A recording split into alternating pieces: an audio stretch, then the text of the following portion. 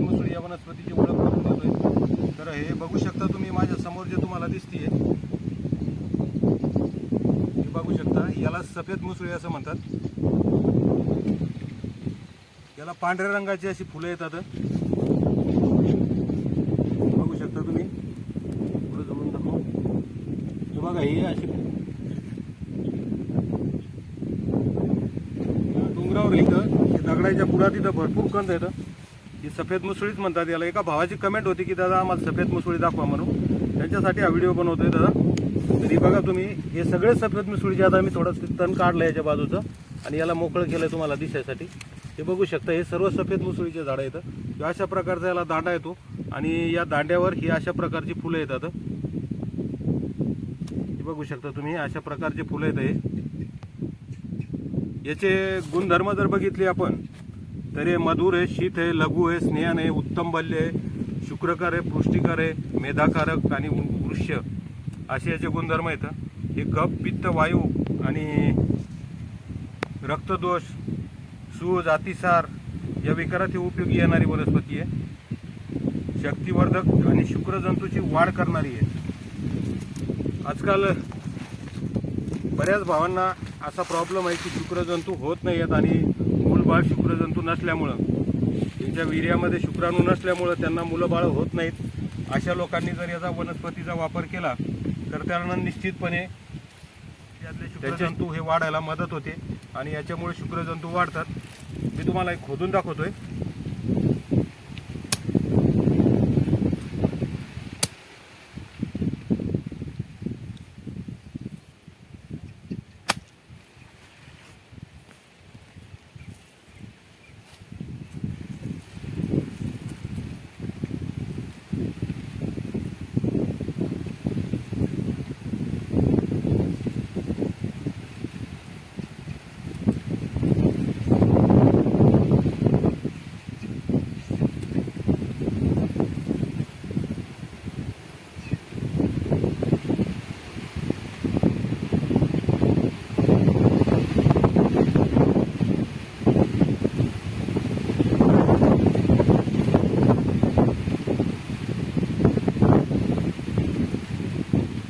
याच्यामध्ये काय carbohydrate, protein, सॅपोजेनिन यासारखे रासायनिक घटक आढळतात आणि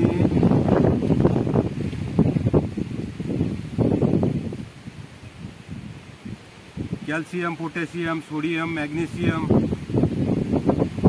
फॉस्फरस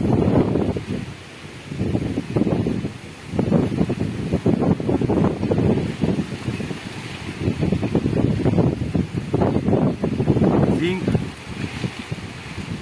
कॉपर यासारखे खनिज या वनस्पतीमध्ये आढळतात। आता हे बारीक आहे मित्र, हे चांगल्या 2-2, 3-3 इंच लांब होतात कांड्या। याला आम्ही शेवाळ्या म्हणून लहानपणी गुरं चारत असताना शेवाळ्या म्हणून खायचो। याला शेवाळ्या म्हणतात आमच्या इकडं। ही आयुर्वेदात पांढरी मुसळी म्हणून ओळखल्या जाते। याच्या फुलावरून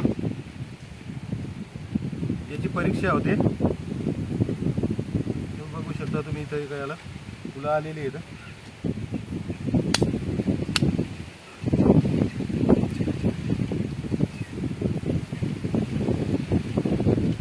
पांढऱ्या कलरची फुलं येतात आणि हे कुठल्याही कारणानं माणसाला कमजोरी आली, समजा तुमच्या काही मागच्या चुका असतील, मागच्या चुकामुळं काही लोकांना कमजोरी येते, काही लोक बिमार पडतात, अशक्तपणा येतोय, अशा वेळेला ही वनस्पती खूप काम करते मित्र आणि खूप ताकदवान बल्य वनस्पती म्हणून हिला ओळखल्या जातं। आयुर्वेदात पूर्वजांपासून या वनस्पतीचा वापर होत आलाय, लोकांनी याचे अनुभव घेतलेले आहेत। अशा प्रकारची वनस्पती हे डोंगरांना इथं डोंगरावर भरपूर प्रमाणात तुम्हाला इथं उपलब्ध आहे। तर बघू शकता, हे अशा प्रकारचे रोपं येतं, अशा प्रकारचे फूल आहे, हे असे फुलं येतात, या अशा याला या अशा प्रकारच्या या मुसळी कंद येतात पांढऱ्या रंगाचे। आता हे धुतले की पांढरे होतात।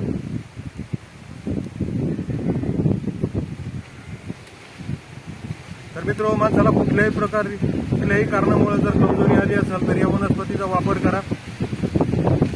या अशा कच्च्या जरी खाल्ल्या तुम्ही मुळ्या धुवून साफ करून जरी हे कच्च्या जरी खाल्ल्या तरी याचे चांगले रिझल्ट भेटतात. पण हे नेहमीसाठी जर ठेवायचं असलं तर या तोडून घ्यायच्या, चांगल्या मोठ्याने होतात. हे आता नेमकी सुरुवात झाली पावसाळ्याची, हे नेमकेच तयार व्हायला लागले. मुळ्या या खूप मोठ्या होतात हिवाळ्याच्या टायमाला, चांगल्या 3-3 इंच 2-2, 3-3 इंचापर्यंत अशा लांब मुळ्या निघतात. त्यावेळेस याला काढून घ्यायचं आणि याला सुकून याची पावडर करून ठेवायची. आणि ही पावडर आपल्याला औषध म्हणून केव्हाही वापरता येते.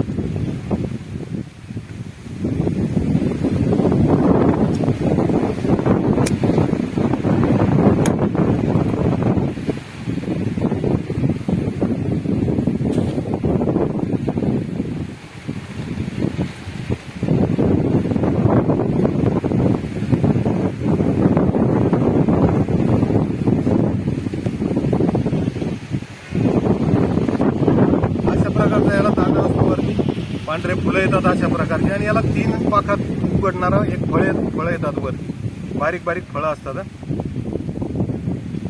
बघू शकता तुम्ही.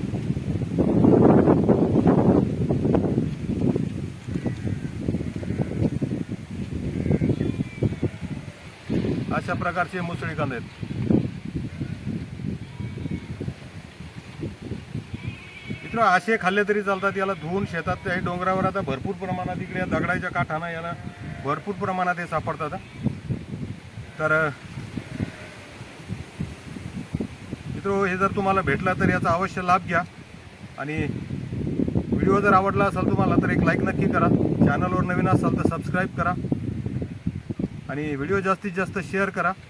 भेटूया अशाच एका नवीन औषधीच्या शोधात पुढच्या व्हिडिओमध्ये. तोपर्यंत काळजी घ्या भावांनो.